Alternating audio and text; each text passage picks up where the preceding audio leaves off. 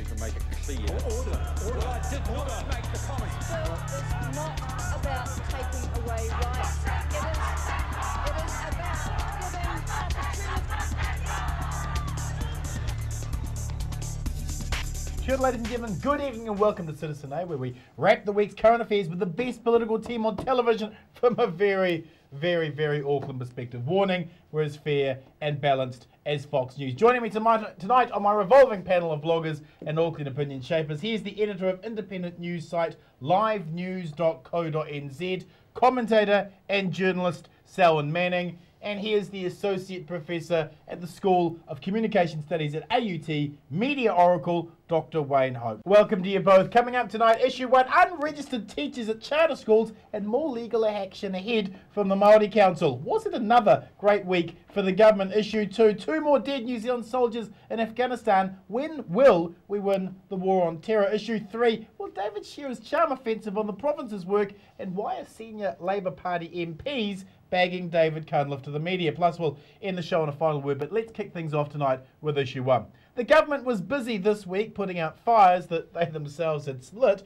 with a new furore from the education sector over unregistered teachers teaching in charter schools and the promise of legal action from a unified Māoridom over the hurrying up of asset sales. Selwyn, when the duo of doom, John Banks and Hekia Parata, are required to both front education policy, you know it's not going to end well. Why are National picking a whole new fight with teachers? Because they bowed into their ideological plan, you know, and this is what it all comes down to. At the end of the day, they want their stakeholders to make a quid out of the taxpayer fund.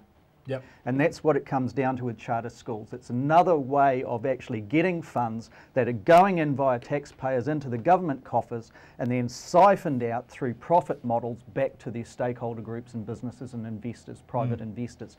To make the most profit in those types of models, they do not want to buy into quality, trained, high-priced teaching resource. They want that human resource there to be as lean as far as cost is concerned as possible, to make it an attractive proposition to those profiteers. End of story.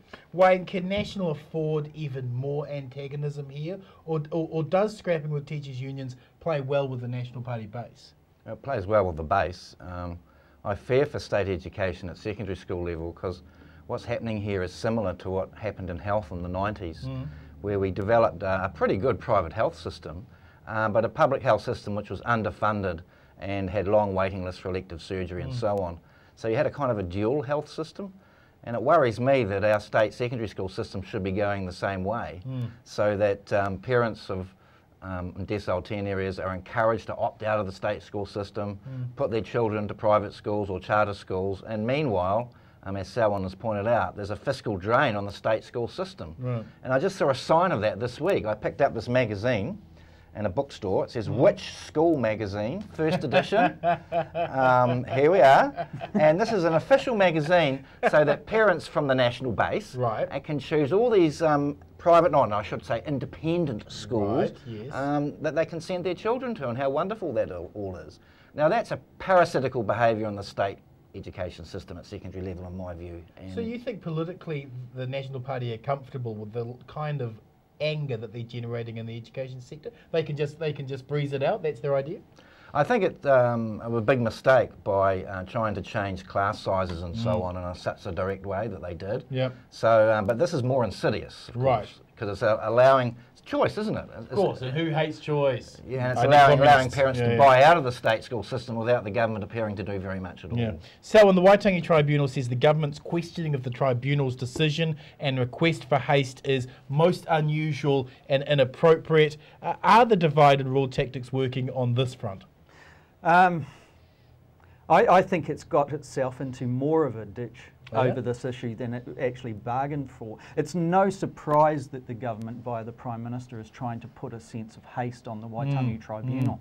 But what it does do is it once again gets it back into this thing about everybody looking at how is it going to respond from the point of view of relevance or irrelevance relating to the Waitangi Tribunal, and whether or not it's going to actually stand by its supposed commitment to the Māori Party that it will not legislate to correct this that commitment's problem gone that it's though got. now, isn't it? hasn't it? Well, if it continues to go this way, Yeah. that it is, and it's tracking this Yeah. way, well then the government, if it wants these asset sales to go through on time, it has no choice. Sure. And that is political dynamite for John Key and his cohorts. Not necessarily from, you know, the traditional national voter and the redneck New Zealanders who think, oh, we don't want Māori to have anything anyway. That's right. But this is broader than this, and this gets down to coalition politics, and once again it raises its head. How much tolerance can Peter Sharples and Tariana Turia actually maintain relating to the National Party's stance over Māori issues? It's got to get to a point where it's exhaustible. It seemed like it was in July. More of this kind of nonsense, and one would expect that the Māori Party could actually start to count its numbers and think we actually have to create more distance here.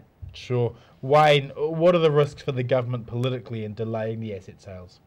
I think you've got to look at this from a Māori perspective. Where we are at here in 2012, as opposed to 10 years ago, is that we have right-wing Māori nationalism and left-wing Māori nationalism. Yeah.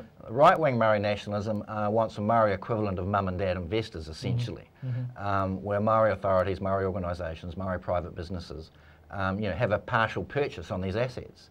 But left-wing Māori nationalism, as expressed, say, in the Mana Party, and perhaps grassroots Māori that we don't see a lot of, they see it more as as something for all of Māori, i.e.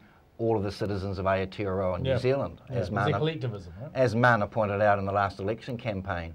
And at that level, you've got a problem, or the government's got a problem, because if the Māori Party decides that it's not going to go down the right-wing path, if the iwi Leaders Authority decides to pull back a little bit, then what's the government going to do? It's losing its political allies from the Māori community on this issue. And perhaps, you know, if the National Party does not want these types of situations to develop with the Māori Council in future, maybe it should tell its current cabinet ministers, please do not run over people in the, you know, that are actually lying down in protest. Yes. So, Well, you know, these ironic kind of things sometimes come back to bite people in the back of the neck, don't they, in the sense that what I'm referring to there was clearly Bill Birch, his Crown car ran over one of the most significant people in the Māori Council all those years back in the 1990s. Yeah, certainly bit them in the arse now.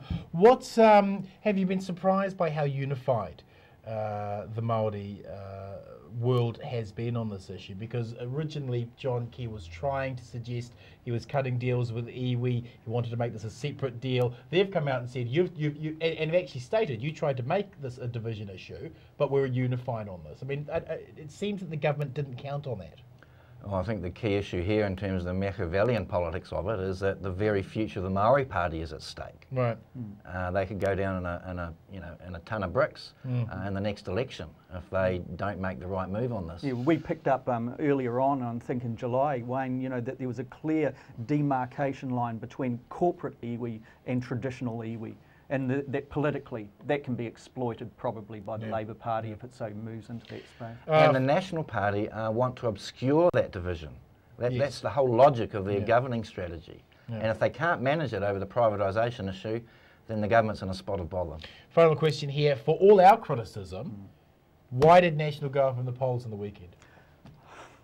Because they did. They come on. For all it's one of those polls where all of us are kind of saying that there's a trend set here. You know, that the tide is going out on the National Party, and then we get a response here. I wondered very close, and I know it on the blog sphere, it's been kind of debated. Was it a redneck backlash?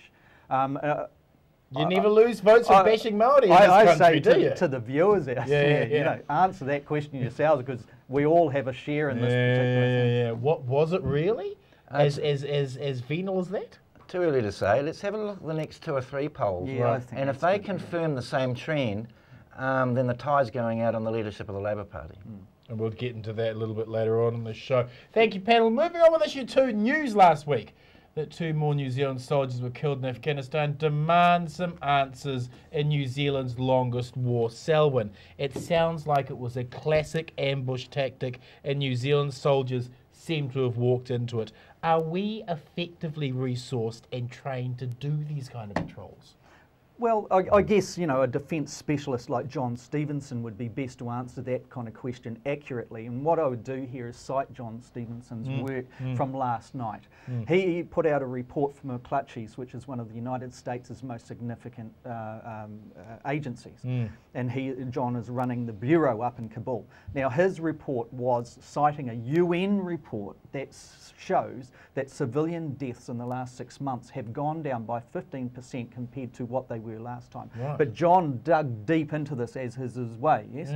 And he found that what the US security officials were saying was this is a hollow report in the sense that the actual targeted attacks have increased in June alone more than any other month since statistics in this conflict actually began. Right. He went to a representative, a contact of his in the Taliban, who said the reason why civilian deaths are going down is because of simply we have told our mujahideen to target military and security targets, not civilian. Right. So if we see our politicians trying to justify things by once again saying Bamiyan province is actually much safer than it was, we are doing our job and it's really working out well, we can report on those things that John Stevenson is bringing to light for the American audience and say that is nonsense. Remember, it was only a matter of months ago where we had our Defence Minister, Jonathan Coleman, standing there in Bamiyan saying how peaceful and secure it was. That's right. That's absolutely right. Rubbish, and it's not good enough.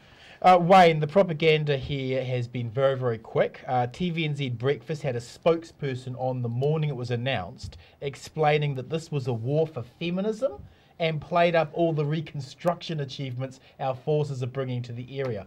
Why are we in Afghanistan and should we be there?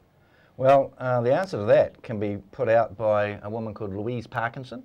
Used to be an intelligence analyst for the SAS. Yep. And one of her reports is quoted in Nikki Hagar's book, Other People's Wars, and I'd just like to read it out briefly because it's incredibly prescient. Please do. This was written in 2001, quote, "The forces in Afghanistan have a guerrilla tradition, and should a conventional ground force enter the country, can readily revert to an effective guerrilla resistance, blending into the rugged terrain. The combatants in Afghanistan are accustomed to decades of combat and attrition warfare. Probably the one event that can unite divided Afghanistan is the presence of a foreign force on their soil. Should a foreign force enter Afghanistan, it will probably meet minimum resistance upon entry, but will have difficulty maintaining the force over time and withdrawing. This argues for well-defined objectives achieved in a brief period of time." And my question is, now that Osama bin Laden's been assassinated, what are our objectives? Yeah. What are they? What are they? Well, from the New Zealand point of view, the objective is to keep close to Uncle Sam. Yep. So to strengthen our relationship with our imperial ally. Yep. From the US point of view, it's not about Al-Qaeda anymore. No. It's about maintaining a base in Afghanistan to link up with its other bases and intelligence networks all through the old Soviet Union.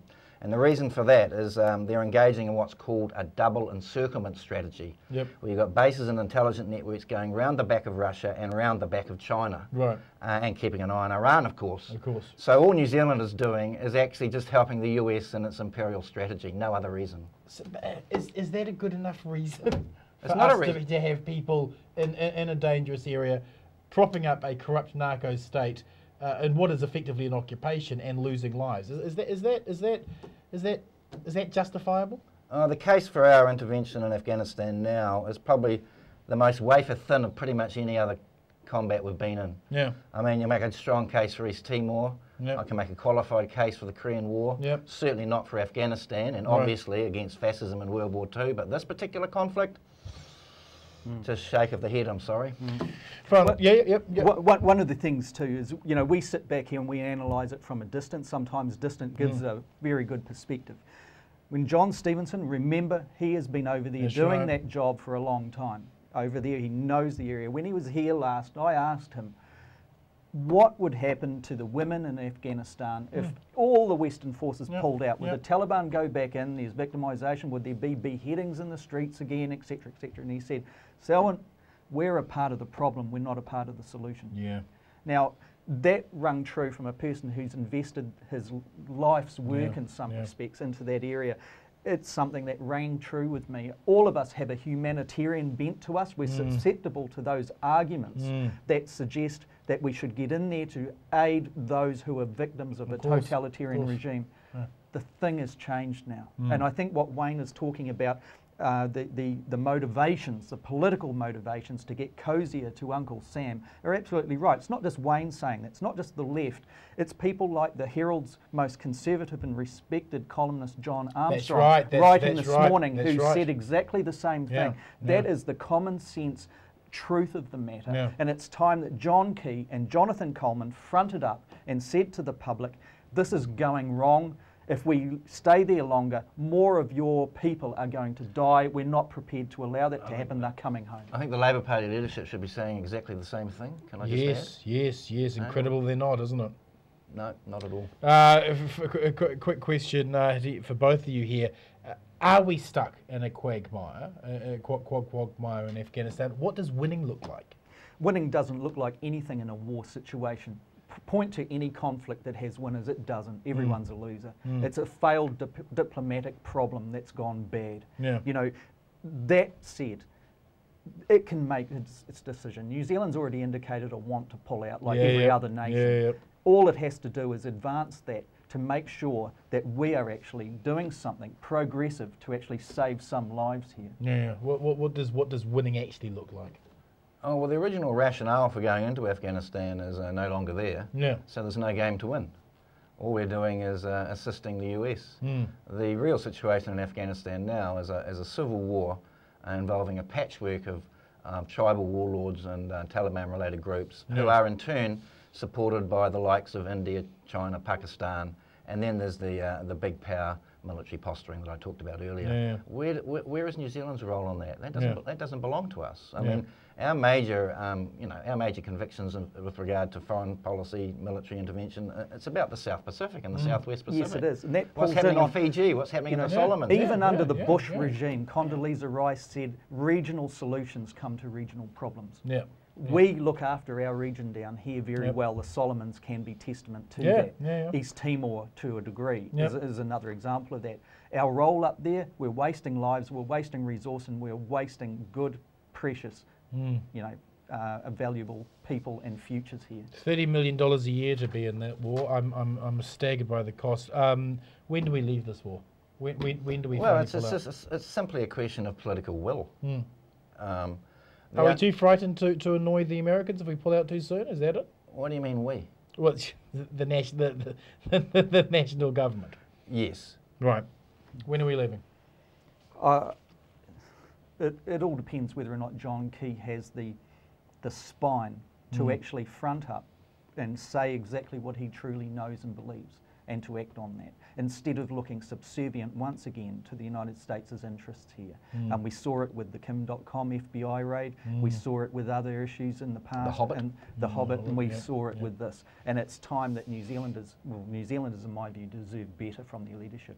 Thank you, panel. Moving on with issue 3, David Shearer wanders the provinces trying to woo back Labour voters while senior MPs attack David Cunliffe. Selwyn, what on earth is going on here? Should there be concerns about Shearer's leadership?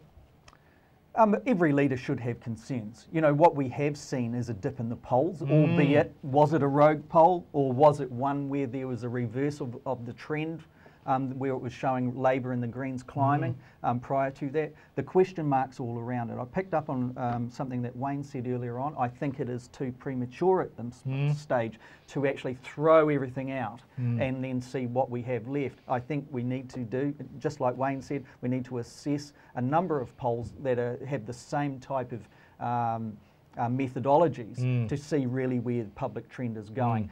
Labour faces a dilemma in a sense. More of this type of stuff that is going on at this point in this first year of the new term destroys any chance it has of establishing a true leadership and front bench, cabinet and waiting type of brand in 2014. It needs to get it right. If it's not going to do it before February, then it's got to stick with whoever it has, or it's lost every chance that the centre and centre-left has of reversing some of the policies that many feel are abhorrent. Is Shearer being hurt because his front bench isn't firing? Let's be honest, that the front bench is pretty awful. I think the selections are wrong. For example, If you put David Cunliffe into an area that is his natural area, finance, Yeah. allow him to express, Yep. indicate to him that he has a major senior role in the new cabinet should Labor win, Yeah. then you start to develop some sort of Yep. cohesive team. Yep, yep. David Shearer's talent is to actually develop teams. Hmm. He is supposed to be able to breathe a degree of independence into what Labor would bring to New Zealand's foreign policy. David Shearer's role need not be relegated to a left-right argument. Yep. There are other talents. If he has anything to offer, it would be that they have a front bench that is working with the strength of a combined effort here, Yep. instead of the intellectual wasted approach that we see where you have John Key against the leader of the Labor Party. Those two heads don't make good government. Yeah. You know, the good government comes from a cabinet in waiting. That's the challenge. Surprising that Cunliffe's been knifed by these two senior party Labor Party MPs? What is surprising is that it's coming at this time because of one poll, really. I think That's how nervous they are. David Cunliffe's a talented politician. He could lead that party very well. But what we know is that the factions do not go in numbers to him. Yeah. So I think, like what you know, what Wayne would know, and what I know is that they're looking at what the alternative is there. Grant Robertson is too good a politician to waste his chance on his return to New Zealand by putting him into a leadership prematurely. Yeah. Wayne, is the ABC faction moving against Cunliffe? Well, there's certainly a bit of desperation going on. This one poll, and out goes Mr. Shearer to the provinces. Now, I would have thought that he ought to be beefing up his profile in the House and at least trying to best John Key and his front bench. And hypothetically, if he manages that, then he's going to have more resonance in the provinces anyway. The second issue is that what's he telling the provinces? What's he giving them? What's he providing them with? I don't see any real regional development policy coming out of Labor's manifesto yet. Since Jim Anderton went off. So, you know, if he really did have something important and coherent to tell them, then yeah, maybe I could make a case for it, but I don't see that either. Did Shearer's speech tick any of the boxes for you? No, I think what Shearer's got to do is to come out with some. This is just my view. If you're looking at it from a strategy, what tactics are you going to deploy to actually get to your goal? And he needs to show team effort. Then he has his front bench working. His answer relating to this week on these kind of things is his front bench is working very hard, but it's missing the attention of the media, and the public aren't getting to see that. Well, construct the sharp end of the stick so everyone can see it. He knows how to do it. Let's get that thing going. That's the message everyone wants. Predictions, what's going to happen here? What do you think? I think one of the problems that Shearer's got, it's not just about him. It seems to me that his advisors are responding to polls in a one-to-one knee-jerk way, and that's part of the problem. They should be thinking strategically in terms of policy development and so on. Exactly, solution-based policies. Leading into the next election, and not worry too much about the polls right now. Obviously, if it plummets really badly, that's not good, but not just to have a knee-jerk reaction to every one that comes out, because then it makes it look as though you are scared. They need to look back to the Helen Clark opposition period. Helen Clark was registering way down. That's right. That's absolutely way true. down. Absolutely true. Even when the National and New Zealand First coalition was starting to fracture in that 1996-99 period, Helen Clark was still having a hard time until Labor put its front bench out there. Everyone in New Zealand knew that person is the spokesperson for health. That one is for housing. That one is for education. We know what they're going to stand for when they're in government. That's the type of thing that Labor needs to present. You ask the general public out there and viewers tonight, who is the spokesperson for housing? Who is the spokesperson on this? A lot of people would think, oh, I'm not too sure. Who's the leader? Oh, David Shearer? So Labor has a message there. It needs one, I think, to front up to the name of its brand as Labor, connect to the people that it represented in the past, and actually come through with solutions to the problems that are impacting on the electorates right now. Shearer safe in November? The conference? I would like to think so, actually. I would like to think that they had the opportunity earlier this year, before they reformed their own kind of leadership type of constitution, to go with David Shearer. They bit that bullet. They've got to actually swallow it. Shearer safe come November? I think what should happen in November is, instead of just emphasising the caucus vote, there should be a closer look at what the electorates are saying. And I think the best thing for the Labor Party is to have a real honest debate and argument. It doesn't matter if it's messy, doesn't matter if there's a little bit of blood on the floor, as long as it's real. And it's based on which is the best option for Labor to win the election, which is the best policy direction they should be taking. If there's an honest and open debate in November, that's more important than anything. Let's wrap the show with final word. Selwyn, your final word this week. Once again on the Afghanistan issue, I just to do a synopsis of what we've been talking about, I think that the Prime Minister John Key, Jonathan Coleman, need to make some fast decisions here in New Zealand's best interest. End of story. Wayne, your final word this week? I'd like to talk about the Olympics.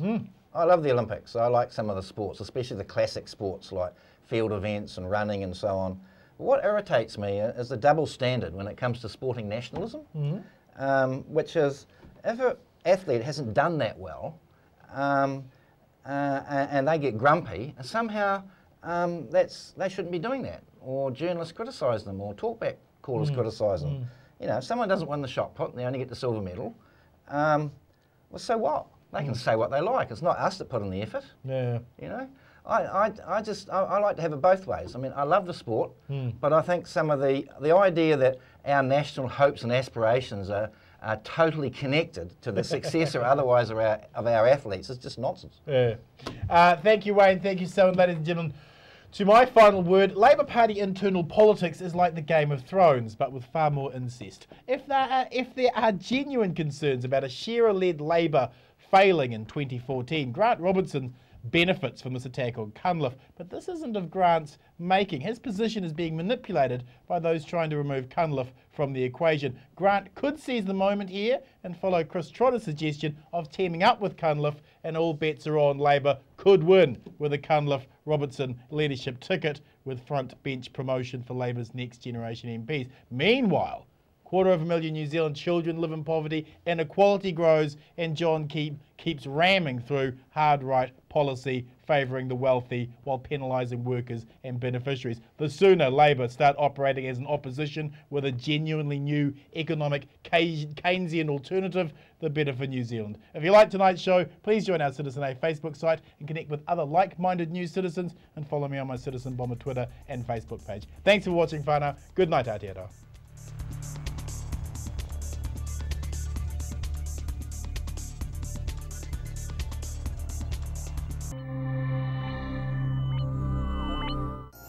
Supporting local content so you can see more of New Zealand on